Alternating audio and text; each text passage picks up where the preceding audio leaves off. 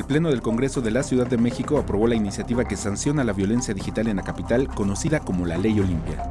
Entre las reformas destacan las sanciones de 2 a 6 años de prisión y de 48 a 200 horas de trabajo comunitario a quien genere, comparta o reproduzca fotografías, videos o audios de contenido sexual o desnudos de una persona sin su consentimiento.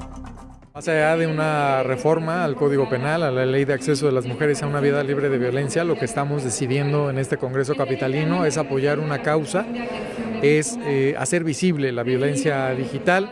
generar las condiciones necesarias para que podamos ejercer de manera libre nuestra sexualidad, nuestra intimidad, y que exista una protección jurídica para evitar que,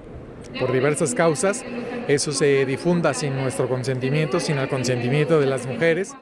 El dictamen fue analizado por las Comisiones Unidas de Administración y Procuración de Justicia y de Igualdad de Género, las cuales tuvieron que integrar 12 iniciativas relacionadas con la violencia digital, especialmente contra mujeres, adolescentes, niñas y niños. Las integrantes del Frente Nacional por la Sororidad, presentes en el Salón de Plenos, celebraron la aprobación de esta ley que se impulsó desde diciembre de 2018.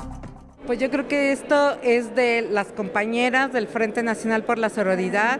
de Olimpia por aferrarse tanto a esta lucha, a los aliados que se encontró en el camino, ¿no? Muchas organizaciones las que la acuerpamos a ella.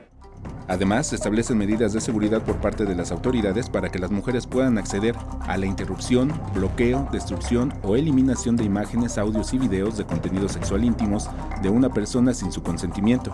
esto de redes sociales y otros medios tecnológicos, y se anunciaron nuevas medidas contra agresores sexuales. Que en los próximos días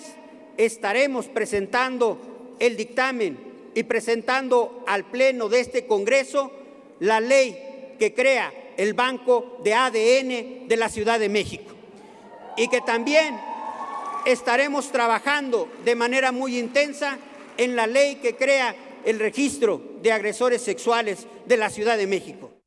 Las iniciativas que refirió el diputado Santillán son las que envió la jefa de gobierno de la Ciudad de México, Claudia Sheinbaum, como parte de las estrategias para combatir la violencia contra las mujeres.